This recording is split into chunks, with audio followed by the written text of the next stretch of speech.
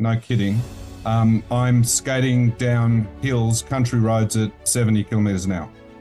And so Whoa. yeah, and that's slow. It's the same attitude that I have in life and in communication and in leadership, that why turn up and give 50% when you've studied so hard for so long to become good at what you do?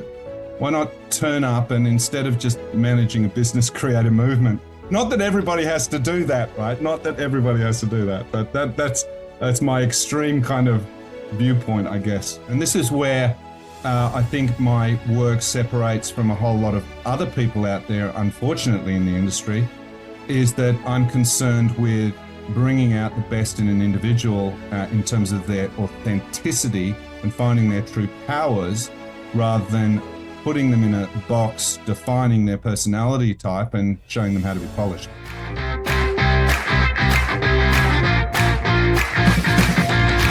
Welcome to Leading to Profit. I'm your host, Kevin Bees, and I've dedicated my career to empowering business leaders like you with the leadership skills, performance psychology they need to build thriving businesses. Are you ready for immediately actionable strategies from world-class profit leaders? Let's dive in. This is Leading to Profit. Leading to Profit, episode number 261. Today we have Chris Morsley. Chris has worked as an executive coach and trainer at the highest levels within brands such as Cisco, PwC, Twitter, Wesfarmers, Google, Microsoft, Apple, AWS, and Zoom, and many more. He works across most industries and also with public figures, celebrities, professional and Olympic sports people who rely on developing a strong personal presence. He's an ex-professional actor and coaches leaders to be both inspirational and real, so they can win more business, build stronger relationships, and motivate people into action. He's also a downhill skateboarder, so we are catching him today whilst he still lives. So Chris, welcome to the episode today. That's funny. I like how you included the skateboarding. Anyway, there you go. That's great. Nice to be here. Thanks, Kevin, for asking me. Let's start there. I love the adrenaline stuff. Tell us about your downhill skateboarding enjoyment. Yeah, well, that just started because I got a staffy. You know what a staffy is, of course. You've been in Australia long enough to know what a staffy is. A staffy bull terrier, and they've got a lot of energy. And I used to ride my scooter, and she'd be connected to the scooter, and then we'd go for about 8 Ks on the scooter. Then I got sick of the scooter. I was sort of kind of falling off a lot. She'd go one way around a post, and I'd go the other way. And anyway, I'd always wanted to skateboard. And so I was 50 at the time, and I went to a skateboard shop, stood on a skateboard for the first time.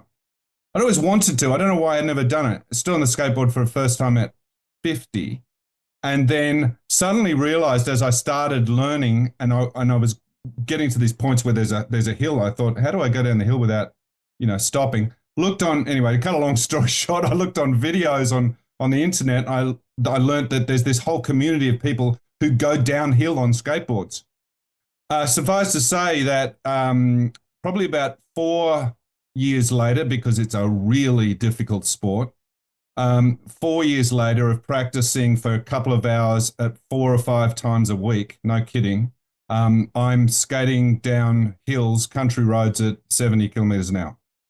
And so and that's slow. My friends, and by the way, Australian world champion Harry Clark, who I skate with as well. My friends, those young guys, they skate down hills in Switzerland and Australia, in fact, over 100 kilometers an hour. We're wearing helmets. We've got gloves with pucks on, knee pads. But if you're doing the 100K an hour, you tend to wear leathers. But so it's considered an extreme sport. But like anything, and it's a good analogy for life, in fact, and communication, life and leadership is that you must be really good at technique.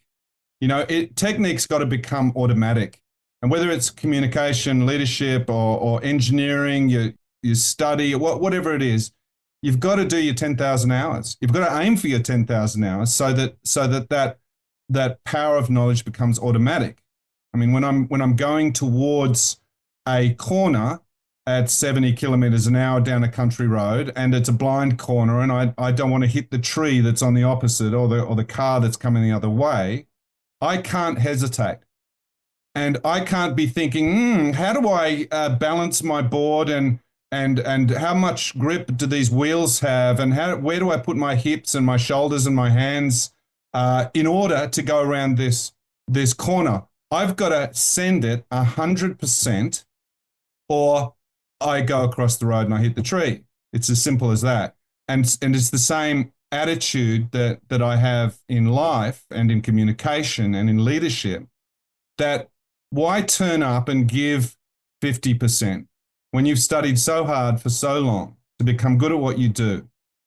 Why not turn up and, instead of just managing a business, create a movement? Not that everybody has to do that, right? Not that everybody has to do that, but that's my extreme kind of viewpoint, I guess. Well, what a great call to action at the very top of the show. Don't start a business, create a movement. And my adrenaline, my pulse is racing just from your descriptions. When you talk about going around, blind corners at 70 to 100 kilometers an hour, I don't feel safe doing that in my car, let alone on a skateboard. So it's quite impressive. And you remind me of, you made the important point. You have to do your 10,000 hours. You have to be good at your technique, and you need to have that muscle memory to know what to do. And I made a mistake. I went snowboarding for the first time many, many years ago. And my friends were more experienced, and they said, "Oh, don't worry about the baby slopes, come up on this one." And of course, it was a slope that was way beyond my experience. I didn't know how to stop, and I didn't, I needed to stop. I didn't know what was coming over. And of course, I ended up getting pretty injured. So I think you make a really important point about being very good at your technique. Well, that's it's so important in every single walk of life. But the trouble is, and I guess if we're going to get to my communication approach as a coach, technique is really important, really, really important. But in my view, that technique needs to be based on the innate skills that you already have, as opposed to faking it. I don't believe in faking it in communication or in leadership. Not even faking it till you make it. I don't believe in that. I think there's too much fake, and it doesn't actually work in the end. And authenticity trumps, sorry to use that word, trumps fake. But it truly does. I was sitting with a client of mine who's a managing partner of a large law firm, and he's a great leader. They originally asked me to work with him because he needed executive presence. The leader before him was an incredibly charismatic guy, the guy who shakes everyone's hand in the room, smiles like a president. And this guy was quiet, the rumpled shirt and a goatee, and and when I met him, I just thought, what a lovely man. I really got on well with him. We both like history, and we had great conversations. And anyway, long story short is that he didn't need to be charismatic. Not that there's anything wrong with charismatic. I mean, I grew up my consulting process, if I can say that, with Cisco Systems and John Chambers. So who's one of the most charismatic leaders of all time, but in the corporate world. But this guy, the managing partner, was quiet and genuine and just not that really extroverted type. So we didn't even attempt to do that. But what he did need to know is how to manage power. And so, because he's got, almost 100 partners who are very powerful, autonomous people who think they own the business, and you're trying to influence them. How do you influence a group of people like that? You can't just tell them what to do and expect them to do it. You can't give them options and then just walk away and hope they fulfill some fantastic version of those options. You actually have to be a powerful leader who can command attention, who can connect with people and motivate them into action. But a different type of leader, your own type of leader. And this is where I think my work separates from a whole lot of other people out there, unfortunately, in the industry, is that I'm concerned with bringing out the best in an individual in terms of their authenticity and finding their true powers, rather than putting them in a box, defining their personality type and showing them how to be polished. Yeah, okay. And there's certainly a lot of that. There's no shortage of tests and assessments to work out which type of person you are. How do you help bring out the best in an individual. And what I love about it, we say you're not necessarily bringing the same thing out for everyone. That guy, didn't necessarily need for you to pull out charisma in him because he had different traits or characteristics. So what's your process? My process starts with, I guess it starts with my whole philosophy, if you can bear with me for a second there, which is that you, Kevin, were born brilliant. Believe it or not, I'm sure your mother told you that. But you might not have believed other people who said it. You're the second person in my life now, my mum and you, so thank you. That's right, second person who said it. But you were. And actually, let me tell you a story first. So I'm sitting down, I'm in front of the CEO, and she happens to be the country manager of a very large organization, global organization. The usual thing is where I'm sitting in the coaching room. And she needs to have more stage presence because she's going to be doing a lot of public speaking and representing her, and also media and all that sort of thing. So that's why we were sitting there. And I started talking about, look, the way I approach this is I bring out the best in you. That's my aim, is to find out, you are limitless, but I want to bring out the best in your personality and who you are. And I talk about the complexity of behaviors and all the hundreds of little behaviors that happen within 5 minutes or 30 minutes of our conversation, Kevin. All the expressions we make, the sounds of our voice, the power, the tone, the range, the articulation, the emphasis, the pace, the pause, the rhythm, the energy, the way we use our hands, how we illustrate, how we regulate movements, the tiny little facial expressions that we can't help, the way our shoulders move. Every little aspect of us is so complex that we can't fake it.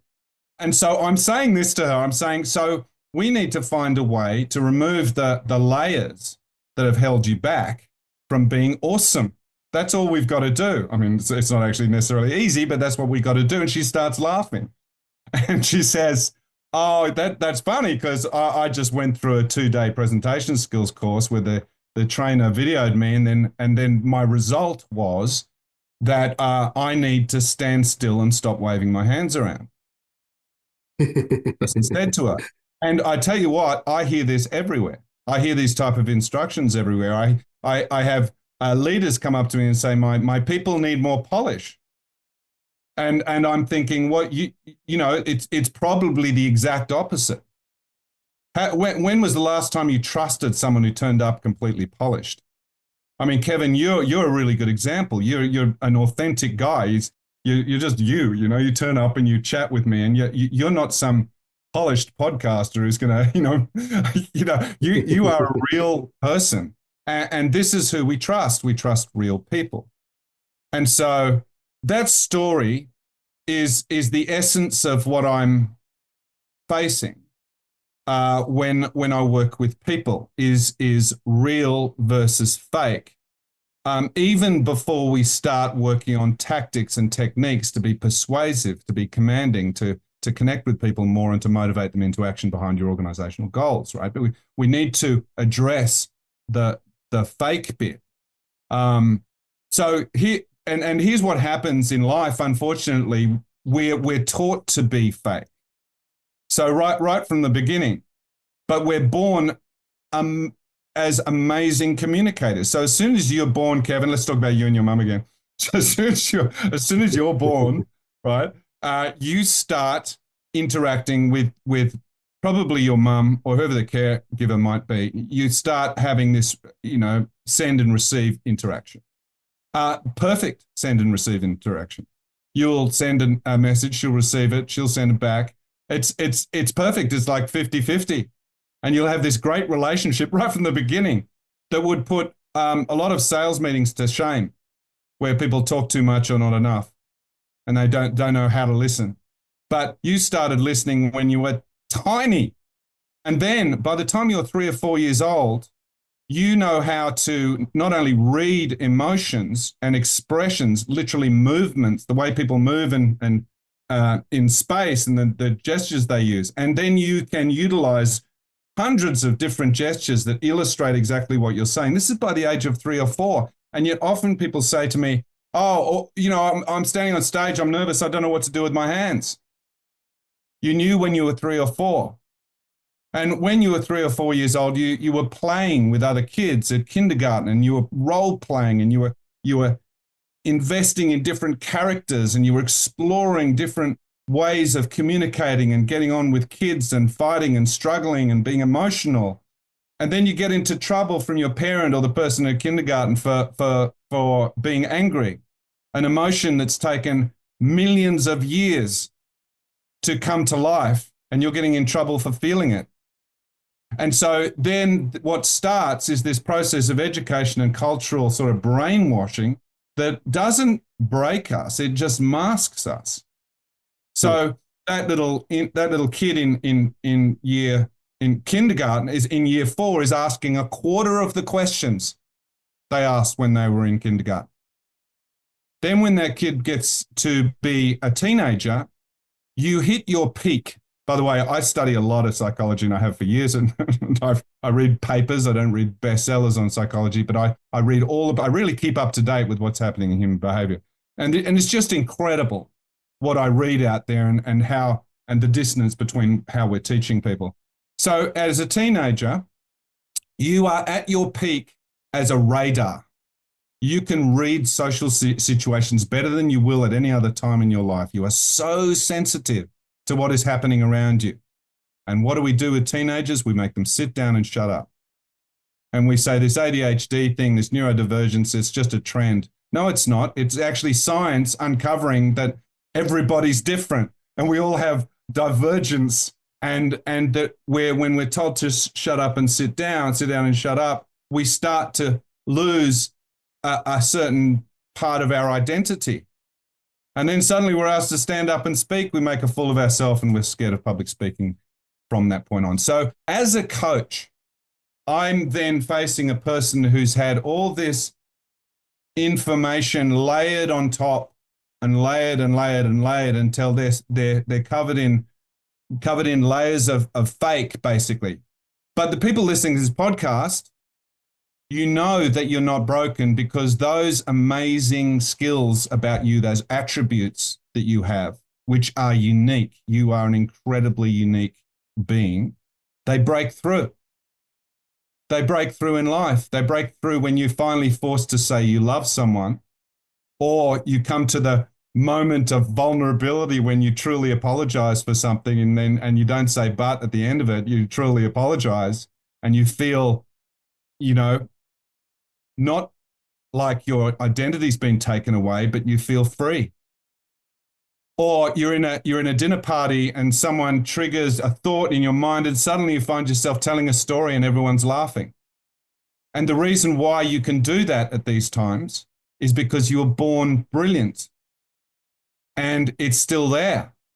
And so I think our job as leadership and communication coaches is to find that person and give them techniques that help them tell stories, that help them command people's attention in the way that a child could automatically, and bring back those skills. So it's a journey for me, by the way, as a coach. I'm so fortunate to be sitting in that position and working with amazing people and helping them sort of free themselves in a way. Quick question. Are you leaving profits on the table? Discover where hidden profit leaks are draining your business and how to stop them.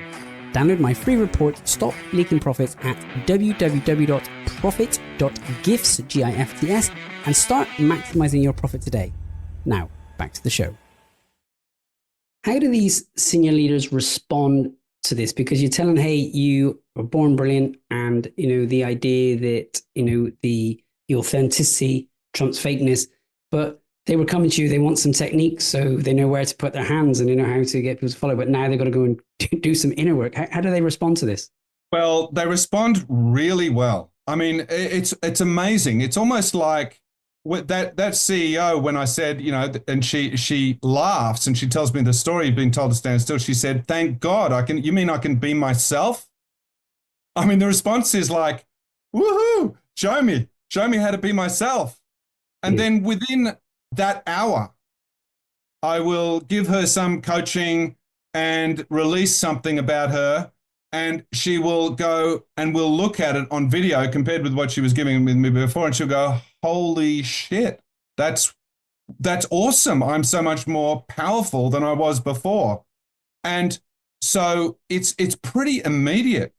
in terms of coaching, because I've been doing it for years and being an actor, getting performance out of people is part of, and yourself is part of what you do. So this is not something that's foreign to me. Something I've been doing for my entire life is helping people find that sort of truth and performance, authentic performance. And when we do that with simple techniques, she celebrates the fact that we've actually had that conversation.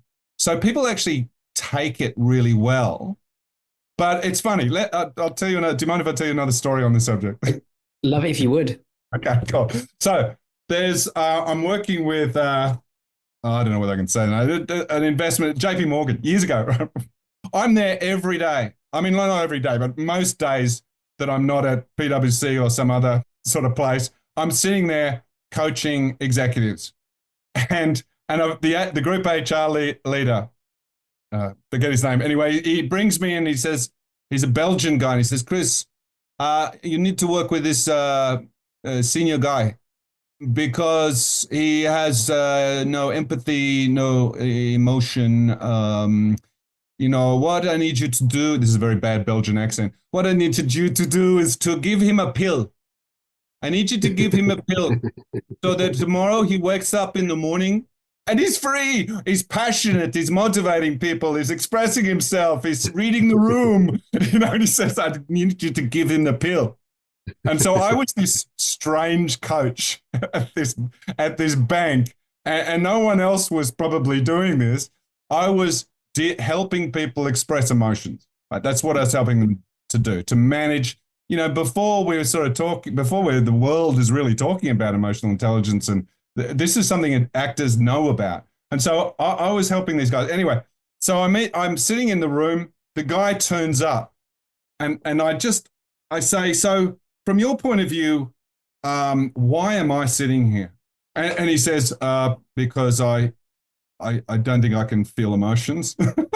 He literally says that, but I don't think I can feel emotions. And I mean, it's a pretty funny situation. And I don't pretend to be a psychologist or a deep therapist. And it's like, here we are in therapy. I don't think I can feel emotions. And I don't go into deep therapy. I just use very behavioral techniques to help people express who they are. But anyway, so I end up doing these pretty serious sort of method acting. Really, they're routines that you can learn to express yourself. And I mean, they're really crazy. I'm doing out there sort of stuff. And eventually, a few weeks later, I go into the training room where we've been doing all this sort of cathartic emotional expression exercises. And there's a chair, the single chair in the room that we use. He's standing there with his foot on the chair, his hand on his knee, like a cavalier of old times. He's standing there, looks at me, he says, I've got good news. He says, I've got good news. My wife loves the coaching. He says, my wife loves the coaching. She says she's discovered me. I'm expressing myself. I'm passionate. And he says, I feel like I'm free to just express who I am. And he started going on. He said, so what? And so good news. I said, oh, that's awesome. And he says, there's more good news. I'm leaving. I'm going to go away for a year with my wife. And I'm thinking, I've got to go back down. And so I think the coach's job is to help people become better at their jobs, to win more business so that their business can be more profitable, so that they can motivate people to, leverage them to bring in revenue. And here I've just coached this guy out of a job. And so I walk down the long, green mile towards the group HR guy. I eventually get down. He's like in the bowels of the building. It's really weird. I go down there and I go into his little office and I sit down and I tell him what happened. And he said the pill worked, by the way. He said he became almost the opposite, but he was natural. You did what I asked you, He said, and I said, but he's leaving. I've kind of failed you. He's leaving. And he said, he looked at me for quite a long time. He looks at me, he's nodding, and he goes like this, "C'est la vie. C'est la vie. Such is life." And I love working with people like that. People who realize that we do all this hard work. We give everything at work. We spend so much time there. We struggle. We learn. We feel, a pile of emotions that we don't quite understand because we've learned not to understand them. By the way, 36% of people can't even name the emotions they're feeling. No, sorry, only 36% of people can name the emotions they're feeling. And even then, if you said, "What are you feeling?" they would go, sort of happy, sad, anxious. That's about it. This is work by Brené Brown and others. Anyway, here we are struggling at work. And, what's important is more than our work. And this is what actually drives me really. So one, I want to, in my idealistic way, kind of from a crazy idealistic ways, change the world. I want leaders who are real to express themselves in a way that makes a positive impact on the world around them.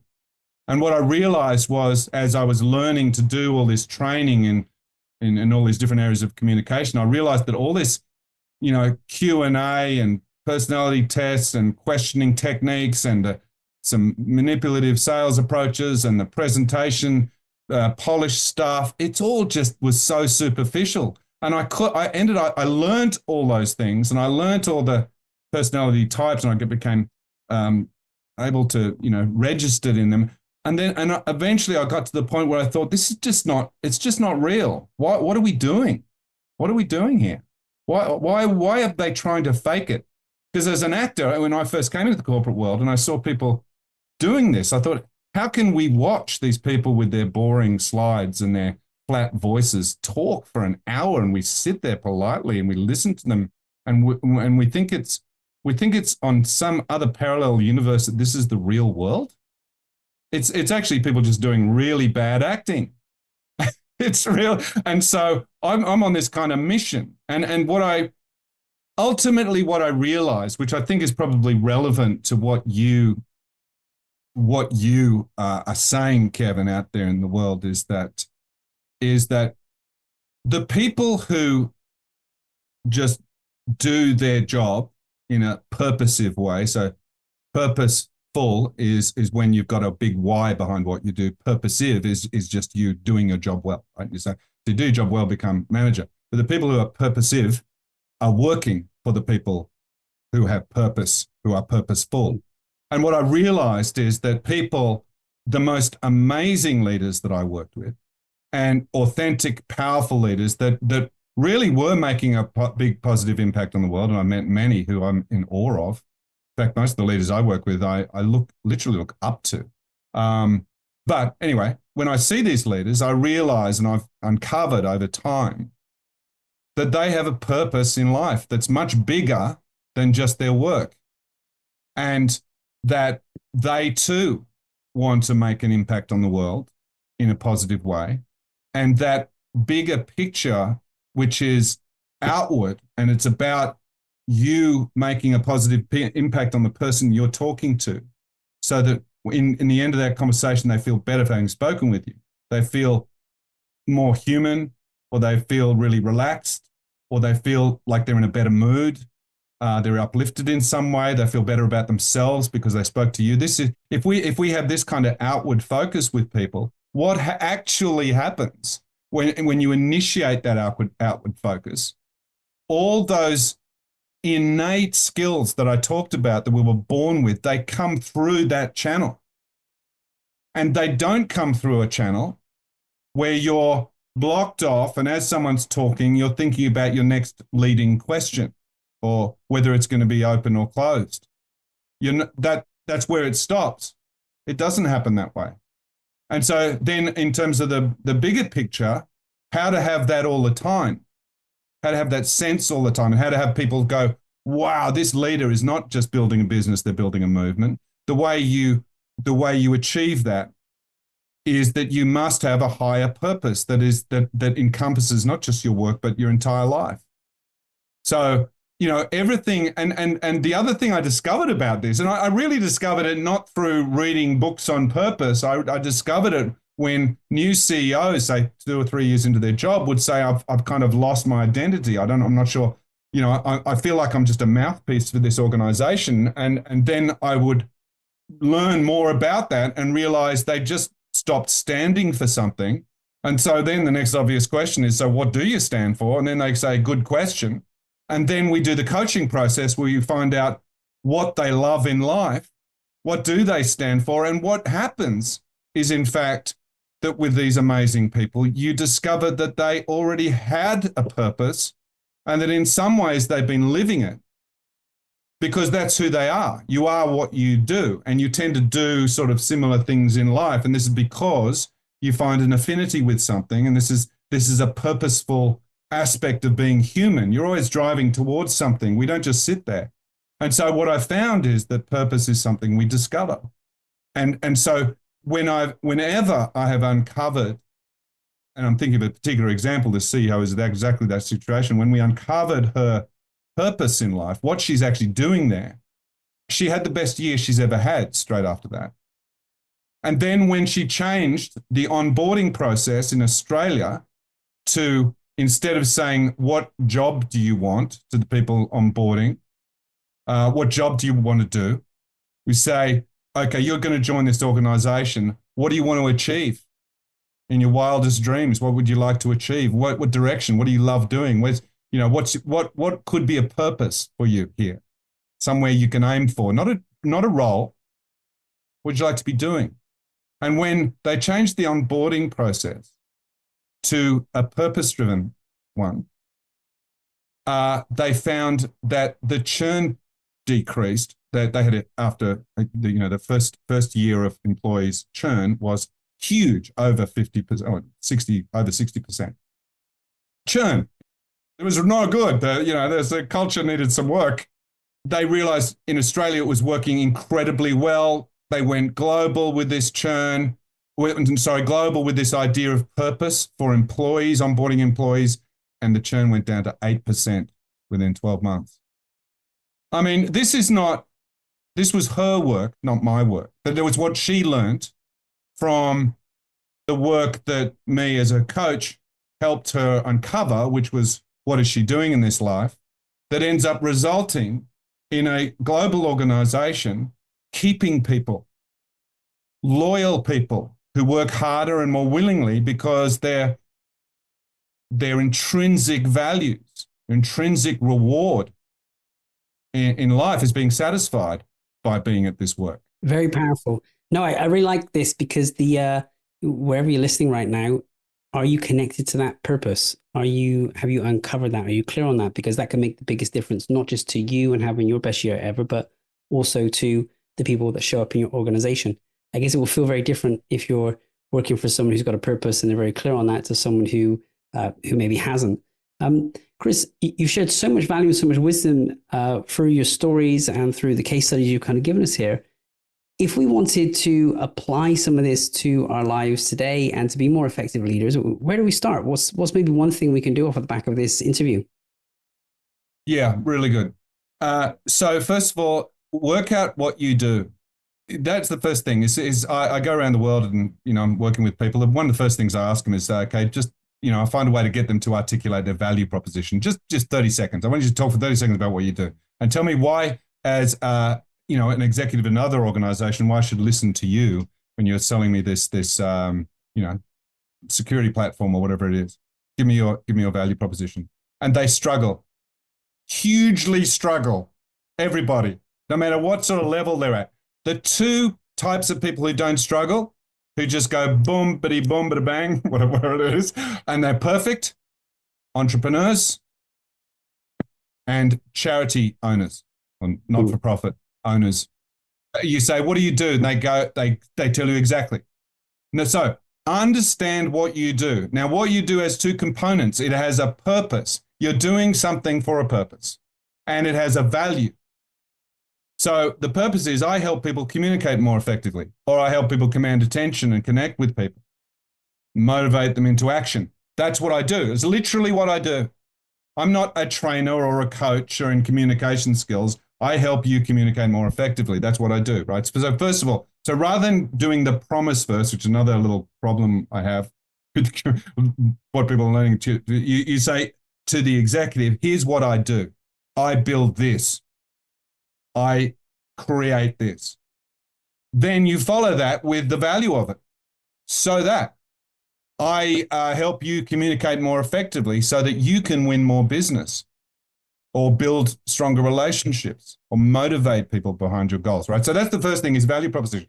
The second thing is when you're working with coaches or you're going to trainers and you're trying to work out who's good and who's going to help you and who's not, think of a coach or a trainer who's opening you up, making you more. You're finding more about yourself and you can simply and clearly express yourself more and be more effective rather than they're saying closing you down and say, tone this down, stop saying stand still. Any of that type of training, or these are the words you say to get to yes, any of that sort of training, that coach or trainer is closing you. So find out things that open you. The next thing is learn to practice what I call embodiment or dynamic embodiment, which is where you imagine the situation you're going into tomorrow. It could be an interview, it could be a presentation, whatever it is. You imagine it and you're in a room with a locked door and no one can hear you scream, right? Just make sure you're in that room. Then what you do is you imagine the audience, and it's classic visualization. Just doesn't matter whether you get this right because you might not know the room. You're looking at the room and you're seeing people there and you're talking to them. And just sit there and dream for a while. And don't start at the beginning. Start where the energy is, which is the bit in that conversation or presentation that you have energy around. Okay, so and start talking. Imagining that audience and start talking. Then I'm going to tell you to do something a little crazy now. Exaggerate the feelings that go along with it. So, hi everybody, it's really great to be here. And if you say it's really great to be here, go, it's really great to be here. I mean, just literally completely exaggerate it like you're a crazy person. Look for all these different dynamics in the way you express yourself. So you'll do it loud, you'll do it soft, you'll do it with dynamic range, you'll do it with a high voice, a low voice. So what you're doing is you're saying, okay, body and brain. First of all, I want you to visualize the target, which is people we're talking to. This is really important for the authenticity, for that channel to happen, for your innate skills to come out. Right? So you've got to have that visualization very strong. And then within the rehearsal process, you practice in a really exaggerated way, as much exaggerated as you can get, trying to go on this sort of journey with what you're saying. And what will happen, start with, right, I'm just going to do this for 5 minutes. You will end up doing it for about an hour, right? Or maybe longer. And all you're doing is you're saying, body and brain, you have so many options. That's what you're saying to yourself. You're saying anything can happen tomorrow in this environment. And then, so that's how you practice. Then you forget about it. Right? When you walk into the room the next day, you think about, why it's good that you're going into that room. What's great about, what's great about this? Or what's okay about this? If you're not going to think of what's great about this, you've got to watch the toxic positivity where you start saying bullshit about how happy things are because they might not be. So say, what's okay? Why should I feel okay about this? What am I looking forward to about this meeting? How do I need to be? Do I need to be strong? Do I need to be empathic? What do I need to be in this room to make to make it a collaborative environment? And just think about that, walk around a bit, roll your shoulders, then go into the room with that focus of your sense of being. Then all you do is look people in the eye and enjoy finding out about them, even as you're speaking. Outward focus. Don't think about all the stuff you did last night. Don't remember the gestures or anything. Just look at them in the eye and talk to them. And you'll have the best meeting you've had for a long time. Very powerful. Very powerful. It works for a meeting. I think it works for presentation as well. I think I've had the privilege of presenting to hundreds of people at a time, and I think these techniques would have helped because I think you can get stuck in a default range of behaviors. So doing this exaggerated movement, it feels more freeing already just to even visualize that. Yeah, I mean, sports people do. I mean, I've worked with a lot of Olympians, as you said before, and sports people, and they do that all the time. One, they visualize. Secondly, they do these crazy exercises, throwing the ball around in different ways and doing things that you think, what's that got to do with? What did I see? Sinner was practicing with his coach, and what was he doing? He was kicking the ball. He's doing soccer practice. So the guy was throwing the tennis ball at him, and he was moving and kicking the ball back to him. Why the hell would he be doing that? Now, who knows? Could it be footwork, getting his footwork ready, getting his eye in? But it's basically he's doing the same thing. He's saying, body, be ready for anything and come together in the moment. That's what you're telling yourself because you were born brilliant, and all you have to do is channel it. You were born brilliant and channel it. What a very powerful way to summarize this whole conversation. Chris, I get the sense we could be speaking on this topic for days on end. You have so much passion and so much value to add here.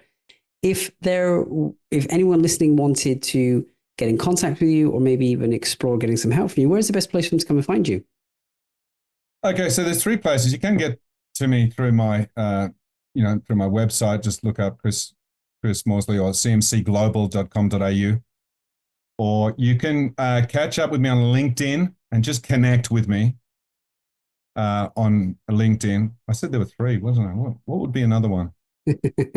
No doubt you have a Facebook, do you? Or an Instagram or a TikTok? Yeah, I have Instagram, but my Instagram is only for downhill skateboarding. Right.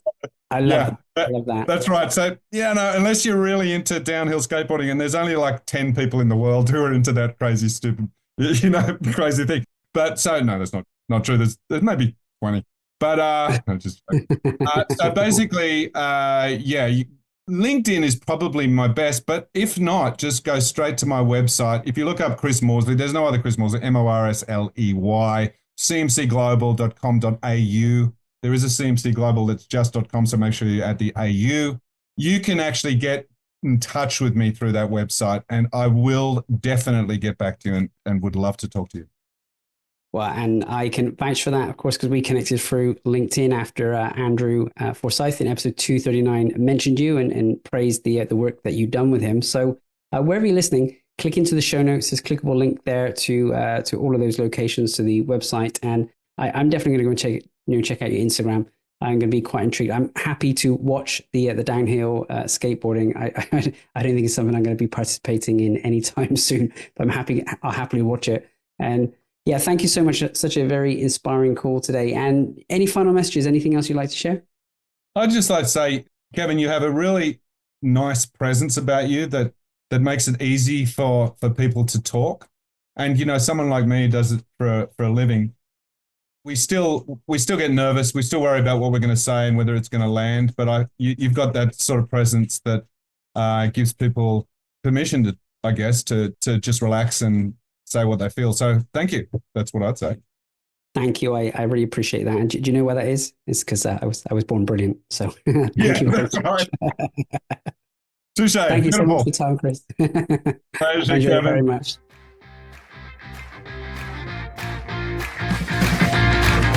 Thank you for tuning in to Leading to Profit. If you found value in today's episode, please subscribe and leave a 5-star review. It helps us to reach more leaders like you who are committed to maximizing their positive impact and profitability. Until next time, this is Kevin Lees, and remember, you stop leaking profit when you're engaged in leading to profit.